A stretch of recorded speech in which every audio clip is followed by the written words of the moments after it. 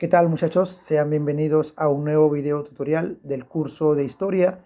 Quien les habla, el profesor Miguel Ángel Loro Farfán. Ya saben, el presente video va dirigido para los estudiantes del tercer año de educación secundaria de la institución educativa particular El Triunfo. Continuando con los temas que estamos trabajando dentro del proceso de la independencia, mes patrio, justamente mes julio, mes de la patria, mes de la independencia, donde recordamos todo ese proceso gestado por diversos sectores de la población y que culmina con la proclama hecha por el argentino José de San Martín. Hemos visto en el desarrollo de las semanas en nuestras clases y en estos videos las acciones de distintos personajes partícipes del proceso de independencia, la rebelión de Juan Santo Atahualpa. Hoy día veremos también un tema muy interesante, la rebelión de José Gabriel Condorcanqui o simplemente Túpac Amaru II, un precursor, de la independencia, preparó los caminos hacia la búsqueda de la separación política hacia la metrópoli española, enfrentando a la autoridad del virrey Jáuregui y contando con el apoyo de su esposa, Micaela Bastidas. Entonces, ese tema muy interesante vamos a trabajar el día de hoy, así que comencemos trabajando nuevamente estos temas. Muy bien, jóvenes estudiantes, entonces empecemos con el desarrollo del presente video. En un anterior video habíamos visto las rebeliones indígenas, principalmente la de don Juan Santos Atahualpa. En esta oportunidad, continuando con el desarrollo del proceso de la independencia, con la participación de los indígenas, que son los primeros que van a gestar este proceso de independencia en búsqueda de la separación política con respecto a la metrópoli española, encontramos otro importante personaje dentro de la historia, un líder que se va a levantar también contra los abusos de España, de los españoles, en contra de la población. Hablamos de don José Gabriel Condorcanqui, o simplemente Túpac Amaru II, como se va a hacer llamar. Su rebelión se inició en el año de 1780. Pero ¿quién era Túpac Amaru II? Túpac Amaru II era un cacique. Él heredó en realidad todas las actividades comerciales de su padre, convirtiéndose en cacique de Tungazuca, Pampamarca y Surimaná. Desarrolló en él un nacionalismo inca, ¿no? Incluso, como te he mencionado, él se autoproclamó o se va a llamar, se conoce como Túpac Amaru II, ya que era descendiente del último inca de la resistencia de Vilcabamba, como fue Túpac Amaru I. Fue el primero en pedir la libertad de toda Hispanoamérica con respecto a las dependencias, con respecto a cualquier dependencia. Buscaba él la eliminación de la explotación indígena, la mita, de los corregimientos, las alcabalas y las aduanas. ¿Y esto por qué? Esto es parte de todos los cambios o todas las reformas que va a implementar España con los Borbones en el poder. Nos referimos a la reforma borbónicas. Es un tema que ya hemos trabajado. Las reformas borbónicas fueron todos los cambios políticos, económicos, sociales, territoriales, eclesiásticos, implementados por los reyes Borbones cuando acceden a la corona española en el siglo XVIII, de 1700 en adelante, buscando un mejor control de los territorios, dándole mayor poder a los chapetones, a los peninsulares, a los españoles, en contra de la aristocracia criolla, de los criollos, ¿no? los americanos, los españoles nacidos en América.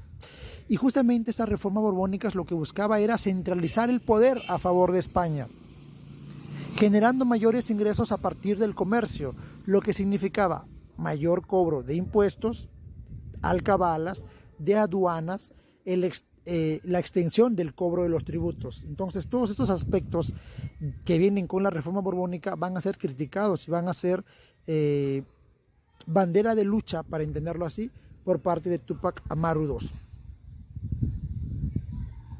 Pero ¿cuáles son las causas de su rebelión? Primero, como hemos mencionado, producto de la reforma borbónicas, hemos visto por la alza de impuestos, correcto.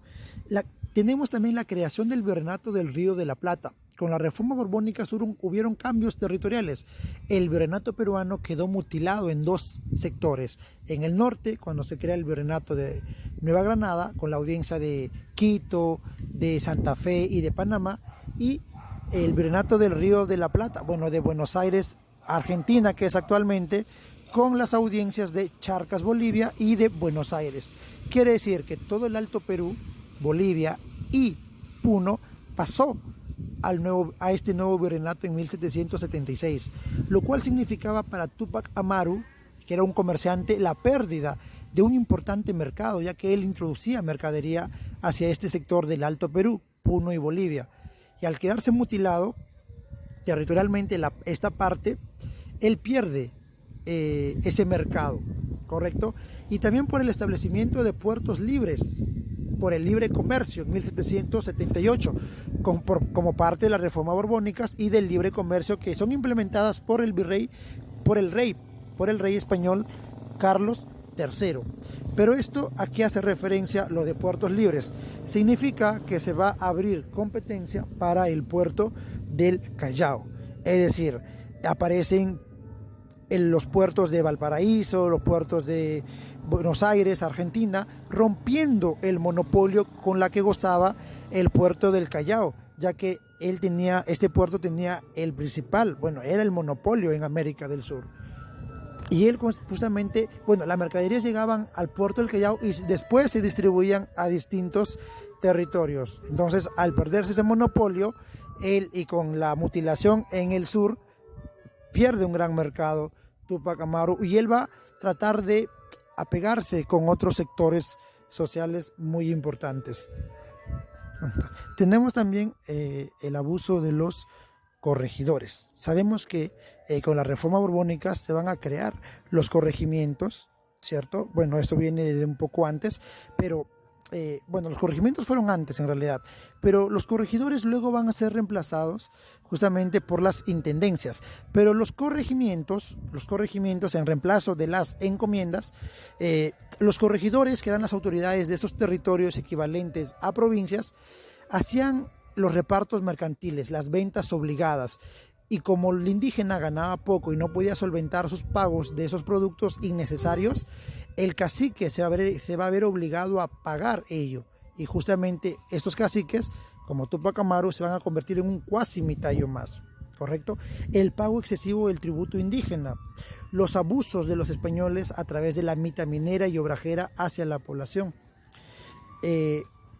la influencia de la Ilustración. También el pedido de Túpac Amaru, cuando él inicia esta rebelión y bueno, cuando como antecedente que viaja a Lima, él justamente lo que solicitaba era dar solución a todos estos problemas que se vivía en la parte sur, y él solicitaba la creación de una audiencia en el Cusco, la cual va a ser desoída. Y él, estando en Lima, se va a influenciar de ideas de la Ilustración, y su rebelión, que era de carácter reformista, pronto se vuelve separatista, buscando separarse, decepcionado de la administración colonial. Y así, bueno, él luego regresa al Cusco y va a estallar su rebelión. Pero ¿qué características mencionamos dentro de la rebelión importante de Túpac Amaru II? Que geográficamente se desarrolló en el sur del Perú, entre los departamentos de Cusco y Puno. Fue dirigida solo por la élite cusqueña. Integró los diversos grupos sociales, indígenas, mestizos, algunos criollos, negros, las castas sociales, ¿no?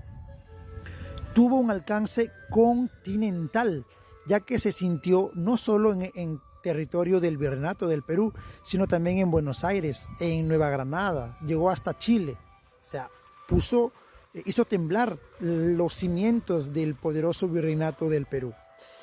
Inicialmente, como te he mencionado, era de carácter reformista, ya que él buscaba se le solucione los problemas con respecto a la alza de impuestos, cobro de aduanas, las alcabalas que se habían hecho con las reformas borbónicas.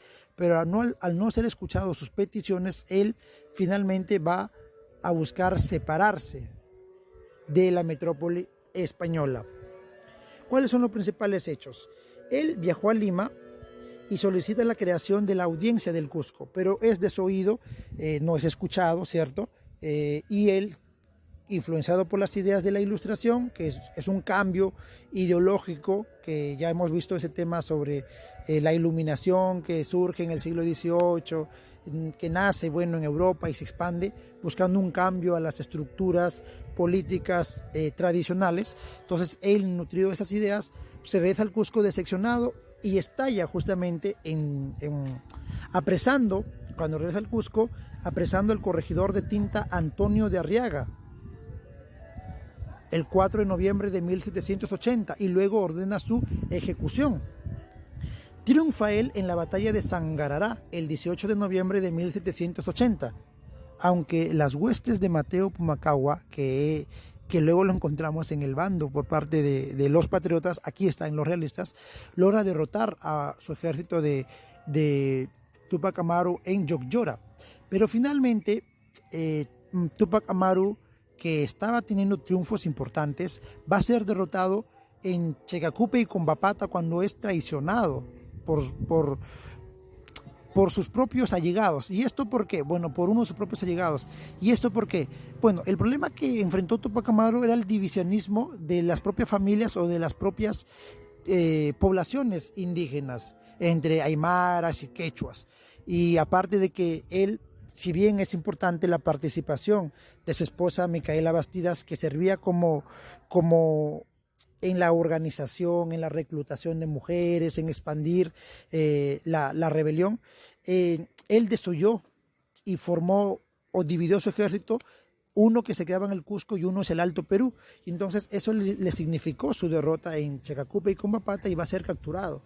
Además, recordemos que todas esas reformas que se van a dar fueron implementadas y su rebelión va a ser enfrentada por el visitador José Antonio de Areche, quien vino justamente a llevar a cabo esas políticas producto de la reforma borbónica y enfrenta la rebelión de Tupac Amaru II.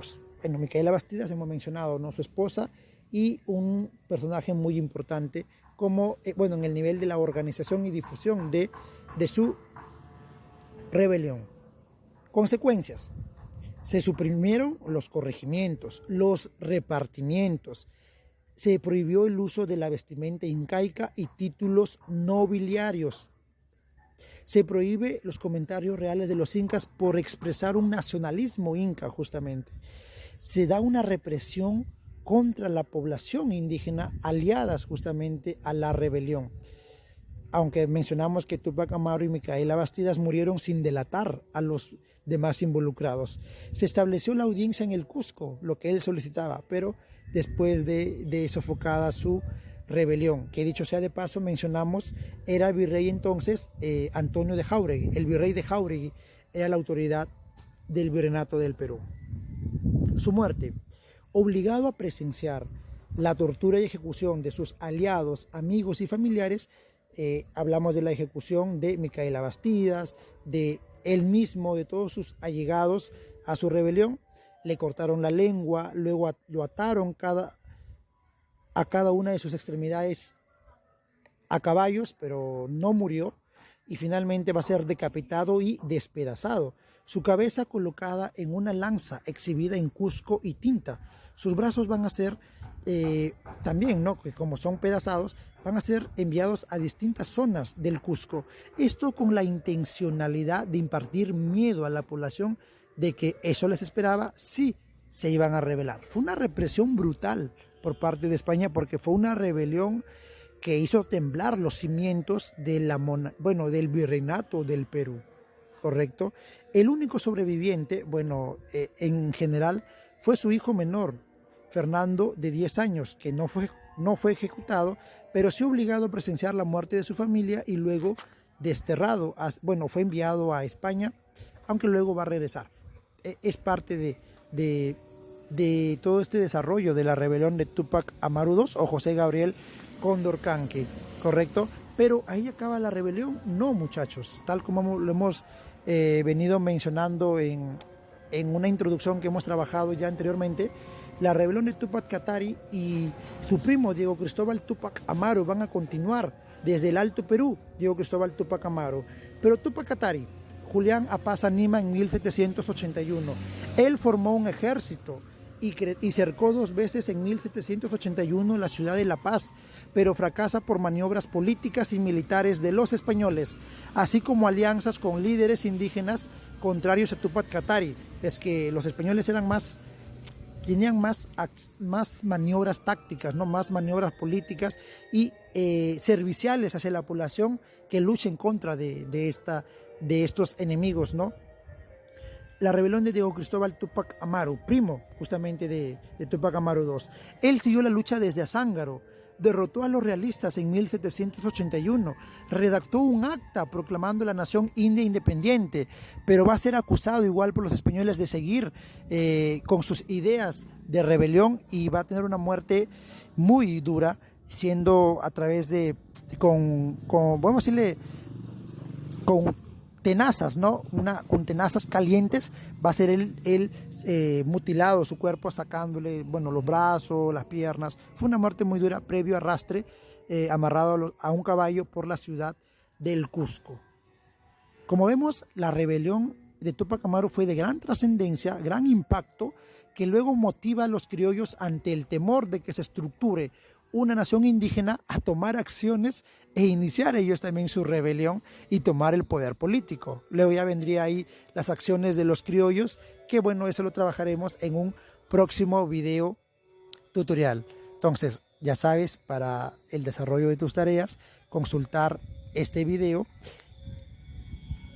enviar tus tareas en las fechas establecidas, conectarte a las videoclases y seguir cumpliendo los protocolos de bioseguridad para nuestra protección.